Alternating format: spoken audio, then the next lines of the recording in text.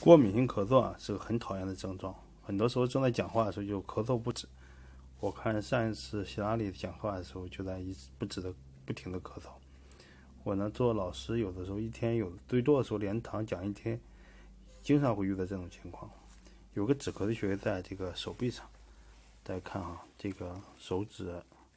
套上，然后呢顺着这个地方有一个赤白处，你看这个颜色是有白的和深色区别的啊，拉到这个位置，在这个位置来回找一找，一般是咳嗽的时候有一个地方是特别痛的啊，这个地方用指甲掐上或者锐物压上